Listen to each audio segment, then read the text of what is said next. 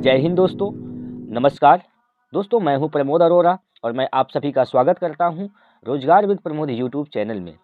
दोस्तों, जैसा कि आप सभी लोग जानते हैं कि हम लोग कर रहे हैं यूपी पुलिस के लिए मैथ का प्रैक्टिस सेट।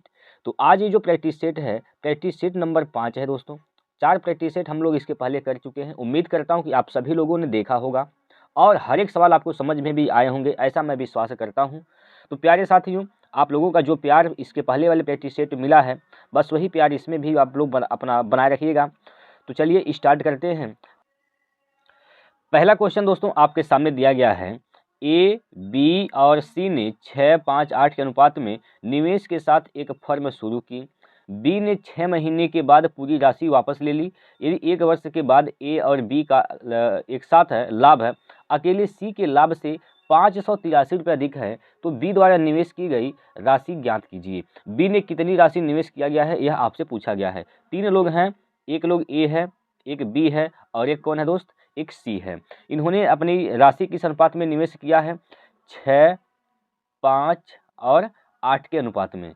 ये पूरे 1 साल तक यह बिजनेस चलाया गया है, 1 साल तक चला है। लेकिन दोस्तों इस बीच में बी क्या करता है कि बी 6 महीने के बाद अपनी पूरी राशि वापस ले लिया। इसका मतलब साफ है कि बी 6 महीने तक ही इस बिजनेस में लगा रहा। पूरे बिजनेस 12 महीने तक चला है। बकिया और जो ए और सी हैं, ये 12 महीने तक इनका जो है भागीदार इसमें थे। ठीक है, 12 महीने तक ये भागीदार थे दोस्तों, ए और सी। लेकिन बी केवल 6 महीने तक था। अब यहाँ से इनका लाभ का अनुपात निकाल लीजिए। लाभ का अनुपात क्या हो जाएगा, ये लाभ निकलेगा दोस्तों, इसके काटेंगे 6 से, 6 दूनी 12, यहाँ भी 6 कटेगा, 6 दूनी 12। ठीक है, अभी भी इसको हम नहीं काट सकते हैं, ये हो जाएगा 12, यहाँ पर 5 और 8 दूनी 16। अब आइए, यहाँ पर कहा गया है एक लाइन यहाँ पर कि 1 वर्ष के बाद ए और बी का 1 वर्ष बाद ए और बी का एक साथ लाभ है, सी के लाभ से 583 रुपये अधिक है। तो 1 साल बाद ए और बी का लाभ होगा कितना, ए का क्या है 12, बी का क्या है 17। दोनों का लाभ क्या हो जाएगा, 12, 5, 17। ए का लाभ दोस्तों यहाँ पर क्या है 12 है, बी का लाभ क्या है 5 है, तो दोनों का लाभ क्या हो जाएगा 12 + 5 यानी 17। सी के लाभ से कितना अधिक है, एक अनुपात अधिक है। अनुपात में दोस्तों एक अधिक है, लेकिन रुपए में कितना अधिक है, 583 रुपये अधिक है। एक अनुपात का मान इतना है। तो पूछा है बी द्वारा निवेश की गई राशि बताइए। तो बी ने कितना पैसा निवेश किया है, 5 अनुपात। बी ने कितना पैसा निवेश किया है यहाँ पर, 5 अनुपात। 5 अनुपात का मान निकाल देना है यहाँ पर।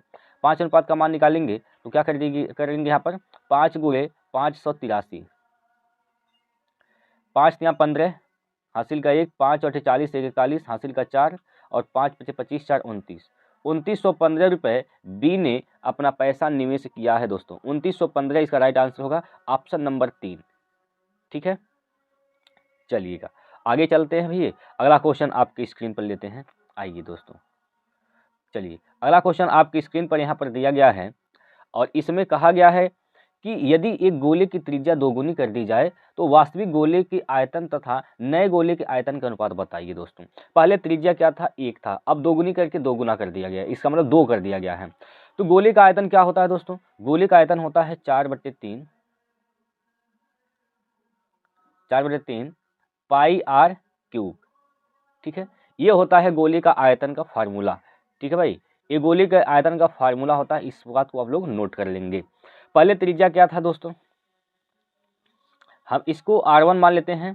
ठीक है, और जब त्रिज्या दोगुना कर दिया गया है तो उस त्रिज्या को हम r2 मान लेते हैं। तो इसका हम निकाल दे रहे हैं अनुपात निकाल दे रहे हैं। तो 4/3 पाई, त्रिज्या देखिए इसकी बदलेगा, गोला चाहे छोटा हो बड़ा हो, गोले की त्रिज्या भी बदल सकते हैं, लेकिन इसका 4/3 पाई एक कांस्टेंट रहने वाला है। इसको हम r2 मान लेते हैं, r2 का क्यूब मान लेते हैं। ठीक है, अब देखिए यहाँ पर दोस्त, यहाँ पर सभी लोग आइए, 4/3 से 4/3 कैंसिल हो जाएगा, पाई से पाई कैंसिल हो जाएगा।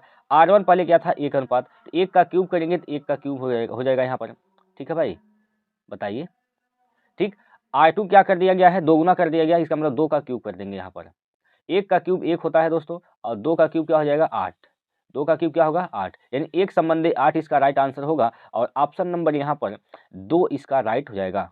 क्लियर है, ऑप्शन नंबर 2 इस प्रश्न का बिल्कुल सही उत्तर हो जाएगा। इस बात में अगर कोई भी दिक्कत हो आप लोग बताइए, ठीक है। आगे चलिए अगला क्वेश्चन लेते हैं।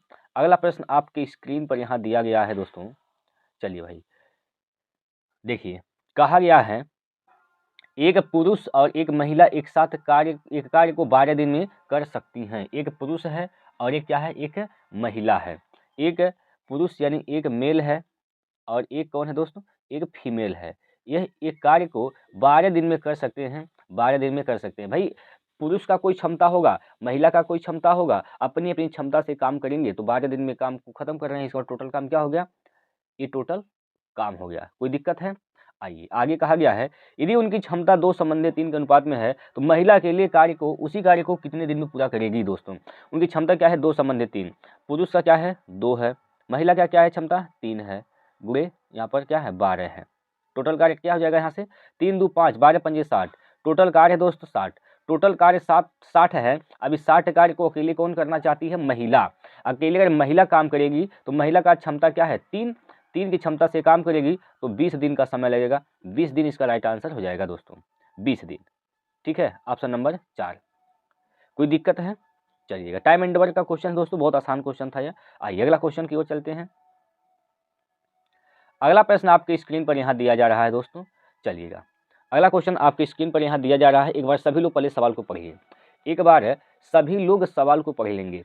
इस सवाल में क्या कहा गया है कि एक परीक्षा में 3 खंड ए बी सी हैं। एक परीक्षा में कितने खंड हैं, 3 खंड ए बी सी, और परीक्षा में उत्तीर्ण होने के लिए कुल अंकों का 40% अंक प्राप्त करना आवश्यक है। ए अभ्यर्थी को खंड ए में 120 में से 84 अंक प्राप्त होते हैं और खंड बी में से 150 में से 40 अंक प्राप्त होते हैं। तो वह न्यूनतम अंक बताइए जो अभ्यर्थी को परीक्षा उत्तीर्ण करने के लिए खंड सी में 180 में से प्राप्त करना है। दोस्तों अब आइए दोस्तों, 3 लोग हैं ए बी सी, तीनों लोगों का जो अधिकतम अंक होगा, मैक्सिमम मार्क होगा, कुल अंक कितना हो जाएगा, कुल अंक कितना होगा। देखिए मैक्सिमम मार्क क्या होगा भाई, ए को 120 में से मिला है, बी को 150 में से मिला है और सी में से क्या है, सी में से भाई 180 है। यानी जो 180 120 150 अधिकतम अंक हैं, तो अधिकतम अंक टोटल कितने हो जाएंगे, सबको जोड़िए 150 120 180, तो हो जाएगा दोस्तों 450। टोटल कितना हो जाएगा, टोटल 450, यानी 450 का पूर्णांक है दोस्तों। 450 का यहाँ पर क्या है, पूर्णांक है। ठीक है, 450 का यहाँ पर दोस्तों पूर्णांक हो जाएगा। इसमें कोई दिक्कत है बताइए, 450 का पूर्णांक है। अब 450 का पूर्णांक है दोस्तों, तो इस 450 में से हमें 40% अंक प्राप्त करने हैं। तो कितने अंक प्राप्त करने हैं पास होने के लिए, 40%। यहाँ से देखिए इसको काटेंगे तो 45 दूना 90 यानी 180 अंक हमें चाहिए। हमें कितना नंबर चाहिए, टोटल 450 में से 180 अंक चाहिए। अब 3 बंदे हैं, 3 ए बी और सी, इन तीनों लोगों ने नंबर प्राप्त किया है। इन तीनों लोगों को कितना टोटल चाहिए नंबर, टोटल नंबर चाहिए कितना, 40%, मतलब 180 नंबर चाहिए। ए ने प्राप्त किया है कितना, 84, ए ने 84 नंबर प्राप्त किया है। अब बी ने प्राप्त किया है दोस्त यहाँ से 40, तो सी कितना नंबर प्राप्त करेगा, बस यही निकालना है, यही आपको निकालना है दोस्तों। इसको जोड़ेंगे तो क्या हो जाएगा 124, तो सी का मान क्या हो जाएगा 180 माइनस का 124। ठीक है, 124। इसको जब घटाइएगा तो क्या बचेगा दोस्त, यहाँ से 10 में से 4 गया तो 6 बचेगा, 7 में से 2 गया तो 5, यानी 56। सी को कितना नंबर चाहिए 180 में से, तो 56 नंबर चाहिए। 56 इसका राइट आंसर है ऑप्शन नंबर 3। 56 इसका राइट आंसर हो जाएगा। क्लियर है दोस्तों, चलिएगा आगे चलते हैं। अगला क्वेश्चन आपके सामने यहाँ पर दिया गया है दोस्तों। चलिए भाई लगाइए,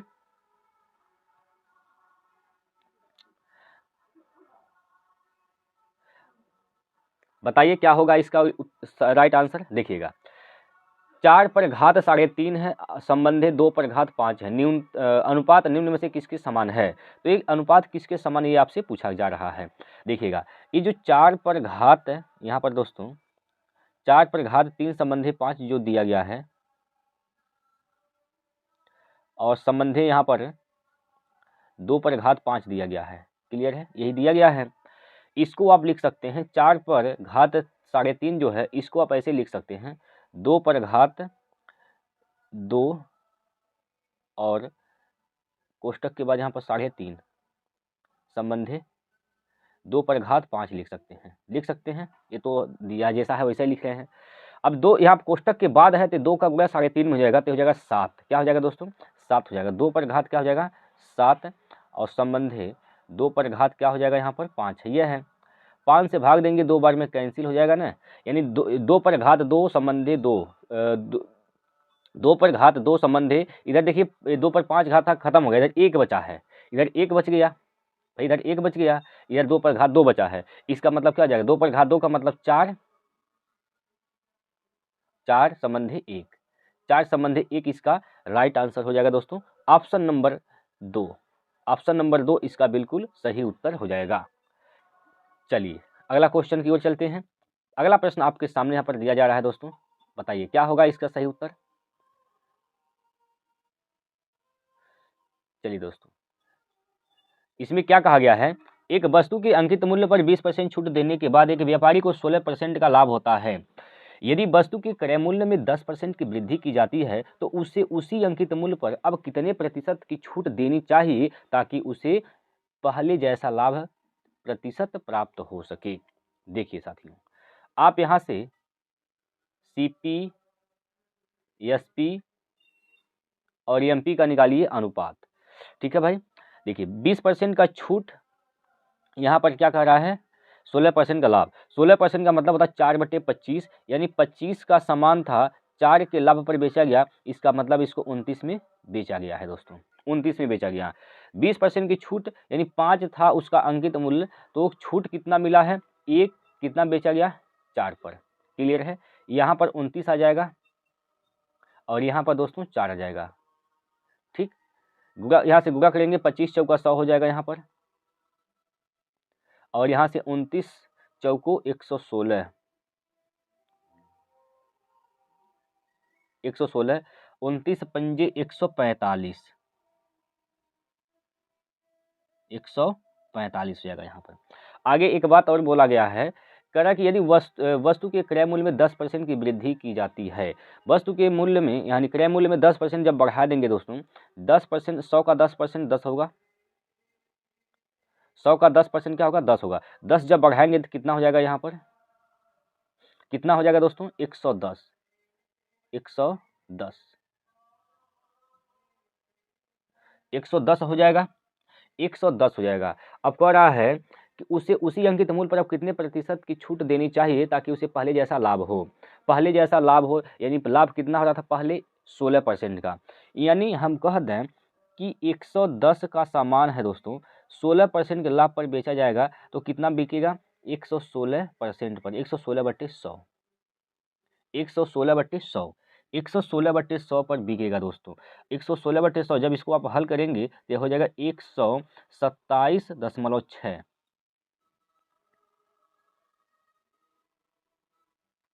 127.6 रुपये में, 127.6 रुपये में यहाँ पर बिक रहा है। अंकित मूल्य क्या था दोस्तों 145, बिका कितने में 127.6, तो कितने का यहाँ पर छूट मिल गया, देख लीजिए कितने का छूट मिल गया दोस्तों, तो आप बताएंगे छूट कितने का मिल गया, 17.4 रुपये का छूट मिल गया, 17.4 रुपये का छूट मिल गया। छूट किस पे मिलता है, अंकित मूल्य पर मिलता है 145/145 हो जाएगा यहाँ पर, गुणे 100। ठीक है, यहाँ से काटिएगा तो 1 0 से दशमलव खत्म हो जाएगा, 5 से काटेंगे 5 दूनी 10, 5 9 45, 5 से काटेंगे 5 दूना 10, 29 छक्का 174, 6 बार में कटेगा। ठीक है, और 6 दूनी 12, तो कितने का छूट दिया गया दोस्तों, 12% का छूट यहाँ पर दिया जा रहा है। ठीक है, 12% राइट आंसर है। ऑप्शन नंबर यहाँ पर 2 इसका बिल्कुल सही उत्तर हो जाएगा, 12%। उम्मीद करता हूँ कि यह सवाल आपको समझ में आया होगा। चलिए अगले क्वेश्चन पर चलते हैं। अगला क्वेश्चन आपके सामने प्रश्न नंबर 7, देखिएगा। इसमें कहा जा रहा है दोस्तों, एक चौराहे पर लगी 4 यातायात बत्तियां क्रमशः हर 30 सेकेंड, 45 सेकेंड, 1 मिनट और 75 सेकेंड के बाद बदल जाती हैं। ये सभी बत्तियां एक साथ दोपहर 1:35 यानी PM पर बदलती हैं, तो अगली बार वे एक साथ कब बदलेंगी वो उसका आपको समय बताना है। चलिएगा, तो क्या करते हैं इस कंडीशन में आपको करना क्या होता है, जो सेकंड दिया गया है, जिस सेकंड पे हर सेकंड में जो बदल रहे हैं उसका आपको निकालना है एलसीएम। यहाँ पर 30, 45, 1 मिनट का मतलब होता है 60 सेकंड और 75 सेकंड, इस सभी का निकालेंगे क्या, एलसीएम। दोस्तों इन सभी का एलसीएम क्या हो जाएगा, 30, 45 और 60 सेकंड का और 75 सेकंड का, सभी का जब आप एलसीएम निकालिएगा तो इसका एलसीएम क्या होगा, इसका एलसीएम आएगा 900। कितना होगा दोस्तों, इसका एलसीएम होगा 900। इन 900 सेकंड है दोस्तों, 900 सेकंड आप इसको मिनट में बदलेंगे तो क्या करिएगा, 60 से भाग कर देंगे, 60 से भाग करेंगे यहाँ पर तो 6 से भाग करेंगे यहाँ पर, 15 छक्का 90, यानी 15 मिनट हो जाएगा। यहाँ पर क्या होगा, 15 मिनट के बाद एक साथ वो बदलेंगी। ठीक है दोस्तों, पहली बार कब बदली हैं, 1:35 मिनट पर, 1:35 मिनट पर। अगली बार कब बदलेंगी, तो 15 मिनट के बाद, 15 इसमें जोड़ दीजिए, 15 जोड़ेंगे तो क्या हो जाएगा दोस्तों, 15 जब आप जोड़िएगा तो ये हो जाएगा 1:50 का टाइम दिखाएगा घड़ी में, 1:50 का समय हो जाएगा। तो 1:50 पर अगली बार वह एक साथ बदलेंगी। ऑप्शन नंबर 2 इसका बिल्कुल सही उत्तर है दोस्तों। क्लियर है। आइए दोस्तों अगले क्वेश्चन पर चलते हैं। अगला क्वेश्चन देखिए, 2400 रुपये पर n वर्षों के बाद 14% ब्याज दर पर साधारण ब्याज और 2800 रुपये पर 3 वर्ष अधिक के लिए 8% ब्याज दर पर साधारण ब्याज का संबंधित अनुपात क्रमशः 8:7 है, तो यन का मान बताइए। यन का मान आपको बताना है दोस्तों। आप जानते हैं कि साधारण ब्याज का फार्मूला क्या होता है, SI बराबर PRT/100, मूलधन गुणे दर गुणे समय बटे 100। मूलधन क्या है दोस्तों, 2400 है। मूलधन क्या है तो बताएंगे सभी लोग, 2400 है मूलधन। दर क्या है 14%, 14 गुणे समय क्या है n बटे क्या हो जाएगा 100/100। अनुपात यहाँ से निकाल लेंगे हम लोग। दूसरा क्या दिया गया है 2800, मूलधन क्या है 2800 है, दर क्या है 8%, समय क्या है 3 वर्ष अधिक, यानी पहले n था 3 वर्ष अधिक करेंगे तो n प्लस का 3 वर्ष हो जाएगा। अब बटे क्या हो जाएगा यहाँ पर 100/100 बराबर, यहाँ से अनुपात क्या दिया गया है इसका 8:7, यानी 8:7 इसका अनुपात है। ठीक है भाई, 8:7। क्लियर है। बताइए, यहाँ तो कोई दिक्कत नहीं होगा। आइए, यहाँ से अनुपात है तो नीचे से नीचे यानी हर से हर कट जाएगा। यहाँ से आप काटेंगे 0 से 0 यहाँ पर कटेगा, और 14 दूनी 28 दो बार में यहाँ से कटेगा, और 8 3 24 3 बार में यहाँ से कट जाएगा। क्लियर है दोस्तों, यहाँ तो कोई दिक्कत नहीं। ये हो जाएगा क्या 3n अनुपात माने बटा ही होता है, तो इसका 2 का गुना करेंगे n प्लस का 3 में तो हो जाएगा 2n प्लस का 6 बराबर 8/7। ठीक है भाई, 8/7 यहाँ पर हो जाएगा। क्लियर। ये हो जाएगा 7 या 21n, 21n, 8 का गुना इधर करेंगे तो 8 दूनी 16n और 8 छक 45। ठीक है, 16 में घटा देंगे, आप 21 में से 16 घटाएंगे तो क्या हो जाएगा 16 5 21, 5n, ये जो 16n है इधर लेकर जाएंगे तो माइनस हो जाएगा, तो 21 में से 16n घटाएंगे तो क्या बचेगा 5n, अब बराबर क्या हो जाएगा 48। ठीक है, तो n का मान क्या हो जाएगा दोस्तों, 5 से भाग दे देंगे, 5 9 45 और 5 6 का 30, यानी 9 संबंधित 6, 9 संबंधित 6 n का मान होगा दोस्तों ऑप्शन नंबर 2। क्या इसमें कोई दिक्कत है बताइए, आप सभी लोग बताइए, क्या इस सवाल में कोई भी दिक्कत है। चलिए दोस्तों आगे चलते हैं। अगला क्वेश्चन देखिए,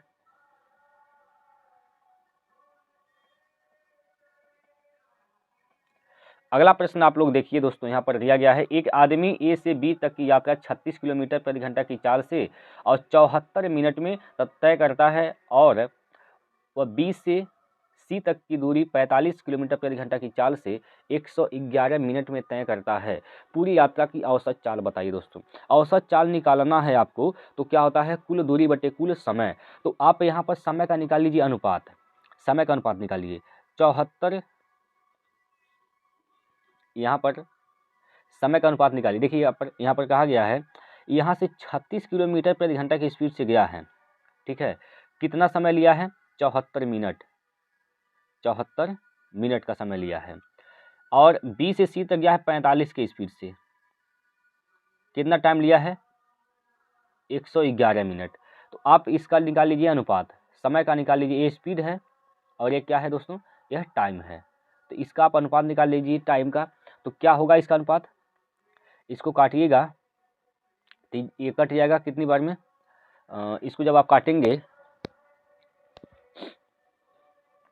तो 37 बार में कटेगा दोस्तों। 37 दूना 74 होता है और 37 तिया 111 होता है, 3 बार ये भी कट जाएगा। औसत चाल बराबर क्या होता है? कुल दूरी बटे कुल समय।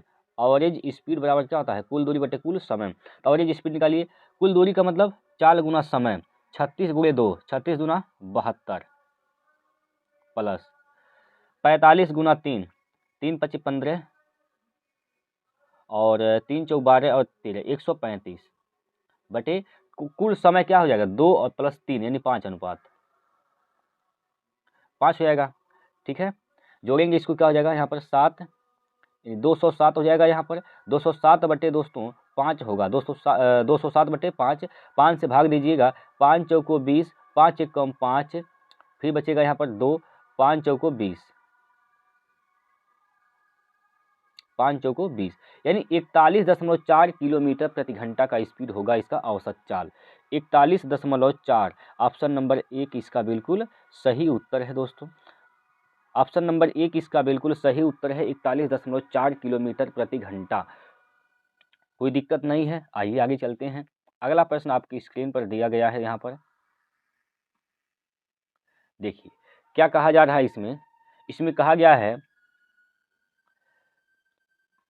ए से बी तक ट्रेन और बस के किराए का अनुपात 3:5 हैं।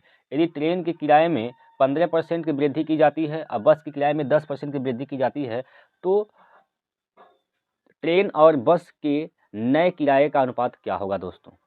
चलिएगा, ट्रेन है दोस्त और ये क्या है? एक बस है। किराए का अनुपात क्या है? 3:5। यह अनुपात में दिया गया है। इसमें है दोस्तों, यह अनुपात में दिया गया है। आप यहाँ से अगर जो एक 0 बढ़ा देंगे तो इसमें कोई भी परिवर्तन नहीं होगा। अनुपात में 0 बढ़ाइए, कोई परिवर्तन नहीं होगा। ठीक है, कह रहा है कि ट्रेन के किराए में 15% की वृद्धि कर दिया गया, यानी 30 में किसकी वृद्धि कर दी गई दोस्तों? 115 कर दिया गया। या फिर दोस्तों अगर आप 0 नहीं बढ़ाएंगे कोई दिक्कत नहीं है, 0 मत बढ़ाइए, तब पर भी इसका आंसर आसानी से निकल जाएगा।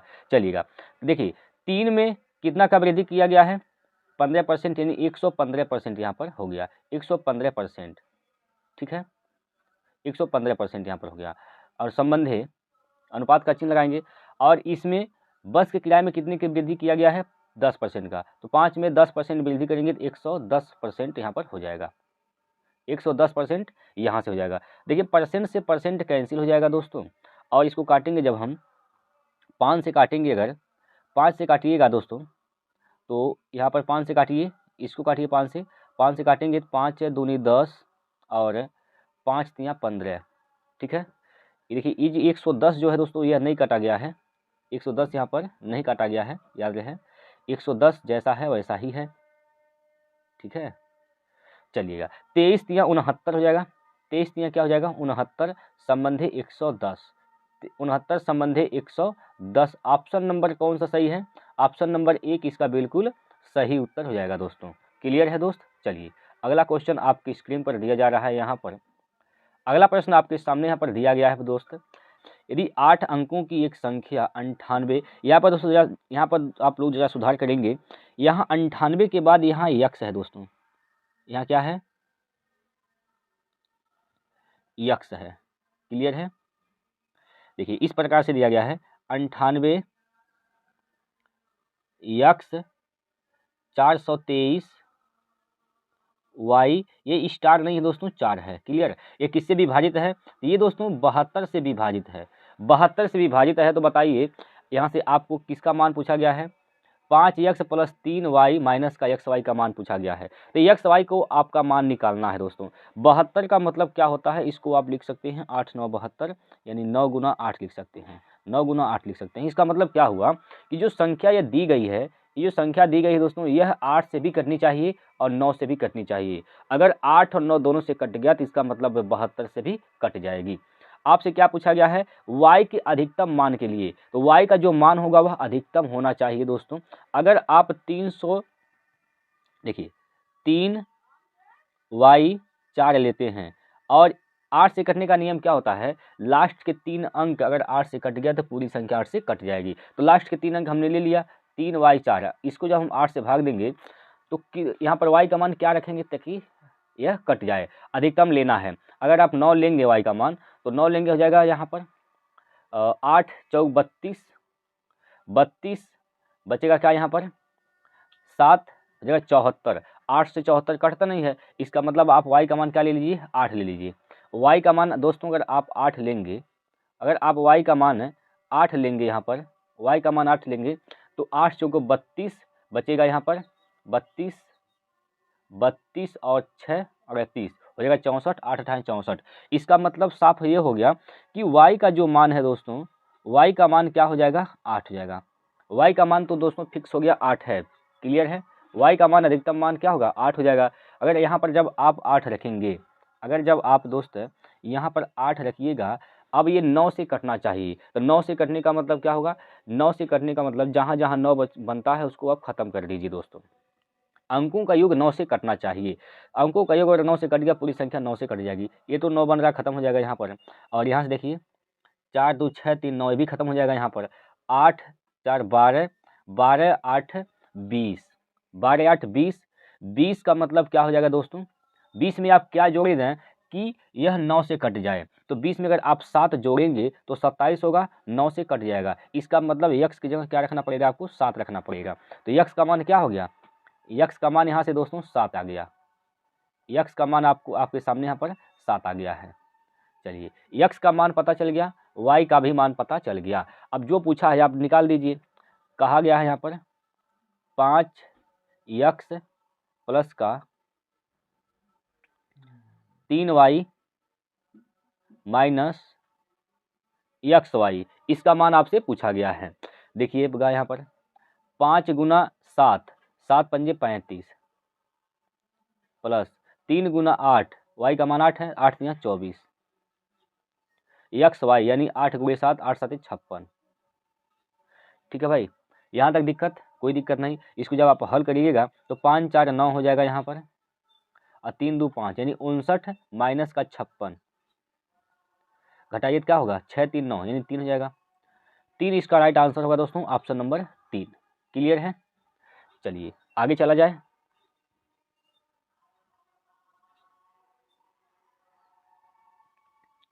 अगला क्वेश्चन देखिए दोस्तों,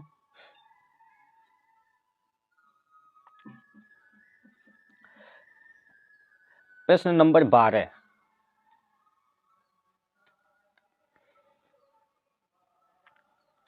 इसमें कहा गया है एक नाव 4 घंटे में ए से बी तक धारा के अनुकूल और बी से ए तक धारा के प्रतिकूल एक निश्चित दूरी तय करती है।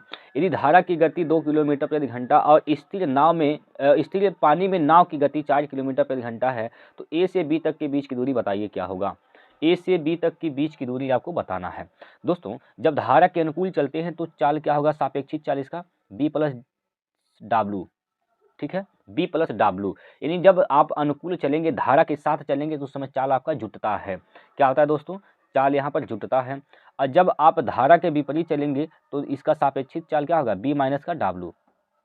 ठीक है, तो इनका सापेक्षिक चाल का अनुपात निकालेंगे तो इसका अनुपात क्या हो जाएगा, ये दूरी तो फिक्स है, दूरी बदलने वाला है नहीं। ए से बी तक गया है और बी से ए तक वापस आया है, जाने और आने का जो दूरी है दोस्तों वह तो कांस्टेंट है, नहीं बदलेगा।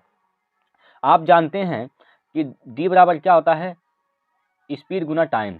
अगर दूरी फिक्स है, दूरी नहीं बदलता है, तो टाइम का उल्टा स्पीड होता है, स्पीड का उल्टा टाइम होता है दोस्तों। इस बात को आप लोग अपनी कॉपी में नोट कर लेंगे। क्लियर है। चलिएगा, जब हम धारा के साथ चलते हैं 4 घंटे में, ठीक है दोस्त, 4 घंटे में चलते हैं तो धारा की गति क्या है इसमें 2 किलोमीटर प्रति घंटा और स्थिर पानी में नाव की गति क्या है 4 किलोमीटर प्रति घंटा। जब हम धारा के साथ चलेंगे तो चाल जुटेगा, 4 + 2 6 हो जाएगा, सापेक्षिक चाल इसका क्या होगा 6 हो जाएगा। विपरीत चलेंगे घटेगा, सापेक्षिक चाल इसका 2 हो जाएगा। ये चाल का अनुपात निकाल रहे हैं दोस्तों, चाल का अनुपात निकालना है, स्पीड है यार। क्या हो जाएगा, यहाँ से 2 से काटेंगे 2 3 6, 2 1 कम 2। क्लियर है। ये चाल का अनुपात है, यहाँ से आप टाइम का अनुपात निकाल सकते हैं। अगर दूरी कांस्टेंट है, टाइम इसका उल्टा हो जाएगा, यानी 1 संबंधित 3 हो जाएगा। यहाँ पर 1 संबंधित दोस्तों 3 टाइम का अनुपात हो जाएगा। क्लियर। टाइम का अनुपात दोस्तों 1 संबंधित 3 हो जाएगा। देखिए धारा 4 घंटे लगते हैं कब, धारा के विपरीत अनुकूल जाने और प्रतिकूल आने में। ठीक है, 4 घंटे टोटल लगते हैं। टोटल यहाँ से कितना समय लग जा रहा है जाने और आने में, तो 1 + 3 यानी 4। 4 अनुपात का मान दोस्तों 4 दिया गया है। 4 अनुपात का मान क्या दिया गया है, 4 दिया गया है। तो 1 अनुपात का मान क्या हो जाएगा, 1 अनुपात का मान 1 हो जाएगा दोस्तों।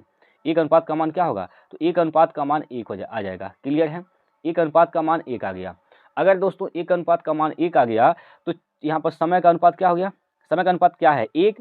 1 अनुपात का मान कितना दिया गया है 1। 1 अनुपात का मान क्या है 1, यानी 1 घंटा। 1 घंटा में अगर दोस्तों 6 के स्पीड से चलेगा तो कितना दूरी तय कर लेगा, 6 किलोमीटर की दूरी तय कर लेगा। तो इसका 6 किलोमीटर राइट आंसर है ऑप्शन नंबर 4। अगर आप इसको समय इस 1 अनुपात का मान निकालते हैं तो आपको स्पीड आपको ये लेना पड़ेगा। क्लियर। अगर आप 3 अनुपात का मान निकालेंगे तो इसकी स्पीड आपको 2 लेना पड़ेगा, बस यही है। ठीक है, तो 6 किलोमीटर प्रति घंटा इसका 6 किलोमीटर इसका दूरी आ जाएगा, ऑप्शन नंबर 4। क्लियर है दोस्तों। चलिएगा आगे चलते हैं अगला क्वेश्चन की ओर। अगला प्रश्न आपके सामने स्क्रीन बोर्ड पर दिया गया है। एक बार सभी लोग पढ़ेंगे इस प्रश्न को। देखिएगा इसमें क्या कहा गया है। एक परीक्षा में औसत 40 अंक प्राप्त किया गया था। एक परीक्षा में औसत 40 अंक प्राप्त किया गया था। अभिकलनात्मक त्रुटियों में कटौती के बाद 100 उम्मीदवारों के अंक 60 से बदलकर प्रत्येक 30 हो गए और औसत घटकर 35 अंक हो गया। परीक्षा देने वाले उम्मीदवारों की कुल संख्या बताइए दोस्तों। परीक्षा देने वाले जो टोटल उम्मीदवार थे उसको हम मान ले रहे हैं, टोटल उम्मीदवार कितने थे, n टोटल उम्मीदवार थे, n मान ले रहे हैं परीक्षा देने वाले उम्मीदवारों की संख्या। ठीक है, देखिएगा अगर 100 उम्मीदवारों के हिसाब से 60 अंक थे तो टोटल अंक कितना रहा होगा 100 उम्मीदवारों का, क्या हो जाएगा 100 उम्मीदवारों का टोटल अंक क्या था 6000। 100 उम्मीदवार का कटौती के पहले अगर 60 ही रहा होता हर एक उम्मीदवार का अंक, तो 100 उम्मीदवारों का अंक कितना होता, तो आप बताते भैया 100 गुना 60 यानी 6000। ठीक है, लेकिन जब बदल गया है, अंक बदल गया, हर एक उम्मीदवार का अंक 60 से घटकर 30 हो गया, तो अब 100 उम्मीदवारों का क्या हो जाएगा इनका टोटल अंक 100 गुना 30 यानी 3000। क्लियर है। पहले इनका औसत क्या था दोस्तों, पहले इनका औसत था 40, n लोग थे, n संख्या था, 40 औसत था, तो योग क्या हो जाएगा 40 n। अब औसत घट के 35 हो गया, अब इनका योग क्या हो जाएगा 35 n। अच्छा, यहाँ पर औसत में कितने की कमी आया, कितना का बदलाव हुआ दोस्तों, यानी कितने की कमी आई 5 n का। ये बदलाव किसके बराबर है, इन जो अंक है, अंक में जो बदलाव आया है इसके बराबर है। 6000 पहले था, हो गया 3000, कितना का बदलाव आया, कितना की कमी आ गई, तो बताएंगे 3000 का। 5x का मान है दोस्तों, 5n का मान 3000 है, तो n का मान निकालिए, 5 से काटिए, 5 6 30, 600। n का मान क्या हो गया 600। n क्या माना गया है, n माना गया है उम्मीदवारों की टोटल संख्या। ठीक है, उम्मीदवारों की टोटल संख्या n है, n का मान क्या गया 600। तो 600 टोटल उम्मीदवार हैं दोस्तों, ऑप्शन नंबर 2 इसका बिल्कुल सही उत्तर है। क्लियर है, आगे चला जाए, बताइए अगला क्वेश्चन आपकी स्क्रीन पर लेते हैं दोस्त। प्रश्न नंबर 14 देखिएगा, एक वर्ग की भुजा 48 सेंटीमीटर है। कितना है 48 सेंटीमीटर, यहाँ पर एक वर्ग की भुजा है। आयत की लंबाई और चौड़ाई उसके वर्ग के भुजा की क्रमशः एक सही 1/2 तथा 2/3 गुनी है। अगर लंबाई की बात किया जाए दोस्तों, आयत की लंबाई की अगर बात किया जाए तो इस 48 का कितना है एक सही 1/2 यानी 3/2। चौड़ाई कितना है, चौड़ाई कितना है इस वर्ग की भुजा का 2/3 गुना। निकाल लीजिए यहाँ से काट पीट कर, 2 से काटेंगे 24 बार में कटेगा, 24 या 72 हो जाएगा इसकी लंबाई। 3 से काटेंगे, 3 दूना 6, 3 दूना यहाँ पर दोस्तों 48 है, यहाँ पर 48 है दोस्तों, ठीक है, यहाँ पर 48 है। 3 से काटेंगे 16 3 48, 16 बार में कैंसिल हो जाएगा और 16 दूना 32 यहाँ पर हो जाएगा। क्या पूछा गया है आपसे? आपसे पूछा है इनके परिमापों में अंतर कितना होगा। तो देखिए अगर वर्ग की अब परिमाप निकालेंगे तो वर्ग की भुजा क्या है 48 है, तो परिमाप क्या हो जाएगा 4a। 4a का मान क्या हो जाएगा 4 गुना 48,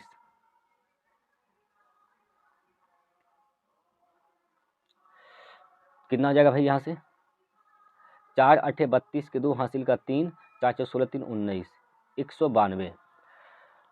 आयत का परिमाप क्या होता है 2l प्लस का b, 2l प्लस b करेंगे। लंबाई क्या है 72 और चौड़ाई क्या है 32, तो क्या हो जाएगा यहाँ से 104। 104 दूना कितना हो जाएगा 208 हो जाएगा दोस्तों, 208। घटाएंगे यहाँ पर 208 में से 192 घटाइए क्या हो जाएगा यहाँ पर 6 होगा, और यहाँ से 10 में से 9 गया तो 1 बचेगा, यानी इसका जो अंतर आएगा परिमापों का 16 आएगा। 16 ऑप्शन नंबर 4 में दिया गया है और ये इसका बिल्कुल सही उत्तर हो जाएगा। ठीक है दोस्तों, चलिए आगे चलते हैं अगला क्वेश्चन पर। प्रश्न नंबर 15 दोस्तों, यहाँ से आपको ABCD का अनुपात ज्ञात करना है। A B C और D, इसका अनुपात आपको ज्ञात करने हैं दोस्तों। AB का क्या है 2 संबंधे 3 है, BC का क्या है 6 संबंधे 3 है, 6 संबंधे 7 है दोस्तों, और CD का क्या है तो 14 संबंधे 3 है। ठीक, यहाँ पर आ जाएगा क्या 3, यहाँ भी वही 3 आ जाएगा। ठीक है, यहाँ पर 7 आएगा, यहाँ पर 6 आएगा, यहाँ पर 14 आएगा और यहाँ पर भी 14 आ जाएगा। क्लियर है? आप इसको काट सकते हैं 3 से, 3 से काटिए, 3 से यहाँ पर 3 से कैंसिल, 3 से ये भी कैंसिल, 3 से ये भी कैंसिल और 3 दूना 6, 2 से 2 बार में ये भी कैंसिल।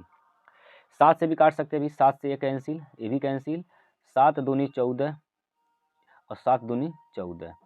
अब नहीं कटेगा, 2 दूनी 4 दूनी 8, ए का अनुपात हो गया 8, बी का अनुपात क्या हो जाएगा 6 दूनी 12, सी का अनुपात क्या हो जाएगा दोस्तों 14 और डी का अनुपात क्या हो जाएगा तो डी का अनुपात हो जाएगा 3।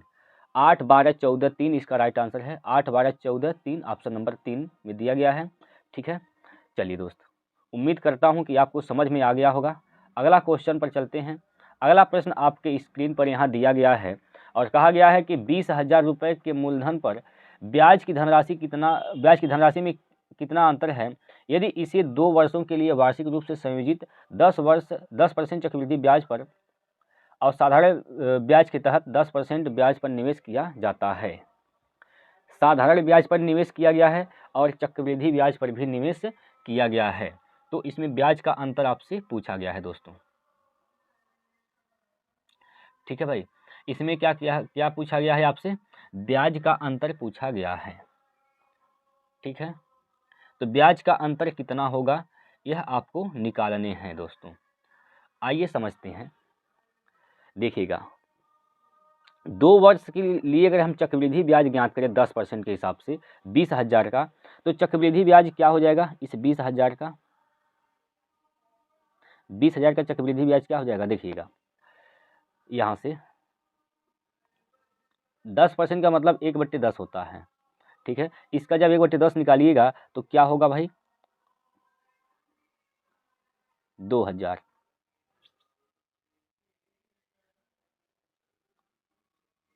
ठीक है, 2,000। फिर इसका भी आप 10% निकालेंगे, 1/10 निकालेंगे तो 2,000 का 10% क्या हो जाएगा 200 हो जाएगा। 2 साल का हो गया।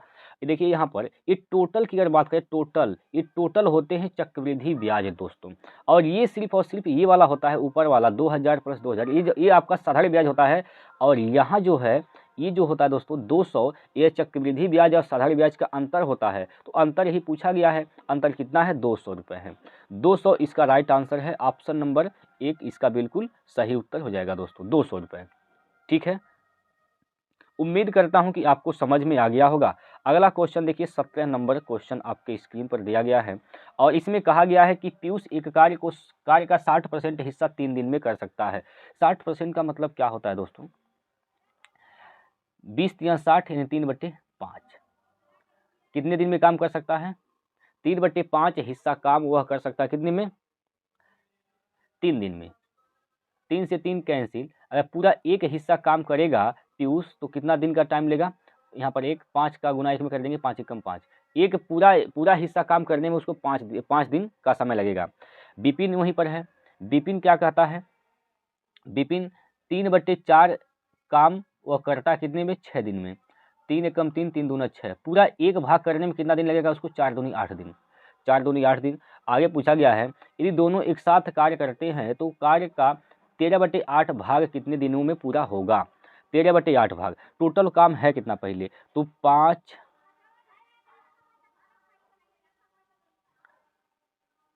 8 का लहसुन निकालिए, 40 हो जाएगा। यहाँ पर 8 बार जाएगा, यहाँ पर 5 बार जाएगा। इस 40 का कितना हिस्सा काम कराना है? 13/8 हिस्सा।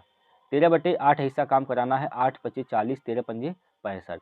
यानी हमें 65 काम कराने हैं इन दोनों से। तो 8, 5, 13 के क्षमता से काम करेंगे दोनों लोग मिलके, तो कितना दिन का टाइम लगेगा? 65/13, इसका मतलब 5 दिन। 5 दिन में काम समाप्त करेंगे दोस्तों। ऑप्शन नंबर 3 क्लियर है? बताइए सभी लोग एक बार बताएंगे क्या सवाल में कोई दिक्कत है? किसी भी सवाल में दोस्तों अगर आप लोगों को दिक्कत होता है तो वो आप लोग कमेंट कर सकते हैं, नीचे कमेंट बॉक्स है, कमेंट कर दीजिए। चलिएगा अगला क्वेश्चन आपकी स्क्रीन पर है 18 नंबर। 4, 6, 8, 12 और यक्स का औसत क्या है? 7 है दोस्तों। तथा यक्स 9, 13, 15 और वाई का औसत क्या है? 9 है। तो 2x - 3y का मान आपको बताना है। इसमें आप लोग नेट डेविएशन मेथड लगा दीजिए, तुरंत निकल जाएगा। देखिए यहाँ पर 4, 6, 8, 12 ठीक है, और क्या है? एक यक्स भी है। इसका औसत क्या है दोस्तों? इसका औसत दिया गया है कितना? 7 है। इसका औसत क्या है? 7 है। इसका मतलब इसका नेट डेविएशन क्या होना चाहिए? 0 होना चाहिए। 0 होना चाहिए। और एक और दिया है यक्स 9, 13, 15 और वाई। इसका औसत दिया गया है, इसका औसत दिया गया है 9। इनका नेट डेविएशन जो दोस्तों 0 होना चाहिए। 0 होने का मतलब क्या है? इसको आप औसत से तुलना करेंगे। यहाँ पर क्या है? औसत से ये क्या है? 3 कम है दोस्तों, 3 कम है। औसत से 1 कम है, औसत से 1 अधिक है, प्लस करेंगे। औसत से 5 अधिक है, प्लस का 5 करेंगे। ठीक, अब यहाँ से देखिए, यहाँ से आप कह सकते हैं 0, 1 से 1 कैंसिल हो जाएगा और यहाँ से क्या होगा? 5 - का 3 2 हो जाएगा। अब इसको 2 को 0 बनाने के लिए आपको क्या करना पड़ेगा? 2 को 0 बनाने के लिए आपको क्या करना पड़ेगा? ये प्लस का 2 आ रहा था, यहाँ पर आपको माइनस का 2 करना पड़ेगा दोस्तों, माइनस का 2 करना पड़ेगा। इसका मतलब जो यक्स का मान होगा वह औसत से 2 कम होगा। इसका मतलब कितना होगा? 5 हो जाएगा। यक्स का मान कितना होगा दोस्तों? 5 होगा। कोई दिक्कत है? उसी प्रकार यहाँ पर यक्स का मान दोस्तों यहाँ पर 5 लिख देंगे, 5 लिख देंगे। औसत 9 है, कितना कम है? या 4 कम है। 4 क्या है? कम है। यहाँ पर तो इसका डेविएशन 0 हो जाएगा। यहाँ से कितना अधिक है? 4 अधिक है। यहाँ पर 6 अधिक है। देखिए यहाँ पर 4 से 4 कैंसिल हो जाएगा। यहाँ पर 6 आ रहा है। इसको 9 बनाने के लिए हमें 9 बनाने के लिए क्या करना? इसको सॉरी 6 को आपको 0 बनाना है तो क्या करना पड़ेगा? आपको यहाँ से 6 घटाना पड़ेगा। ठीक है, वाई जो संख्या रही होगी यह इसका 6 माइनस रहा होगा यहाँ पर। इसका मतलब ये हो गया कि जो वाई है ना दोस्तों वह औसत से 6 कम रहा होगा। तो कितना रहा होगा? 3 रहा होगा। क्लियर है? ये 3 हो जाएगा वाई का मान, एक्स का मान 5 हो जाएगा। आपसे किसका मान पूछा गया है? आपसे पूछा गया है 2x - 3 वाई का मान। 2 गुना यक्स करिए, ये 2 गुना यक्स, यक्स का मान क्या है? 5। यहाँ से हो जाएगा 2 गुना यक्स यानी 5 10 हो जाएगा। 2 गुणे 5 करेंगे 10, माइनस का 3 गुना वाई, 3 तिया 9, 3 तिया 9, 10 - 9 अर्थात 1। तो 1 इसका राइट आंसर है ऑप्शन नंबर 4। क्लियर है दोस्तों? ऑप्शन नंबर 4 इसका बिल्कुल सही उत्तर हो जाएगा। चलिए अगला क्वेश्चन है दोस्तों। अगला प्रश्न 19 नंबर प्रश्न और ये लास्ट प्रश्न है। यह क्या है दोस्तों? आज का यह इस सेट का लास्ट क्वेश्चन है। यहाँ पर आपको प्रश्नवाचक चिन्ह के स्थान पर बताने हैं क्या होगा, और ये लगभग मान पूछा गया है तो लगभग से हल भी करेंगे दोस्तों इसको हम लोग। देखिए ये 22.99 है, इसको आप मान सकते हैं क्या? 23 मान सकते हैं प्लस ये 17.01 है, इसको आप 17 मान सकते हैं। ठीक, फिर भागा ये 1.998 है, आप इसको मान सकते हैं 2, गुणे यहाँ पर आप इसको 4 मान सकते हैं, माइनस इसको आप 42 मान सकते हैं। ठीक है, और प्लस यहाँ पर आप इसको 644 मान सकते हैं, 644। इसी को हल करना है दोस्तों। इसको जब हल करेंगे तो क्या होगा, देखिए यहाँ से क्या हो जाएगा, 17 + 23 क्या होगा दोस्तों, 40। 17 + 23 क्या होगा, 40 होगा। 40 में भाग देंगे 2 से तो हो जाएगा 20। यहाँ पर 20, 20 × 4 करेंगे दोस्तों 80 हो जाएगा। यहाँ पर ये हो जाएगा क्या, 80। ये तो 80 हो गया, और माइनस यहाँ पर 42 + 644। 644 में से आप 42 घटाएंगे तो क्या बचेगा यहाँ पर दोस्तों, क्या बचेगा यहाँ पर 600, यहाँ पर 2 बचेगा, 602। अब इसको घटा दीजिए, 602 में से आप घटाइए 80 तो यहाँ से 2 हो जाएगा। 10 में से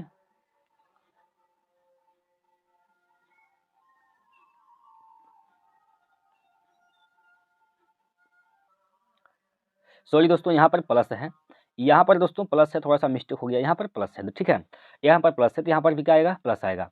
ठीक है, कोई दिक्कत की बात नहीं है, कोई बात नहीं दोस्तों।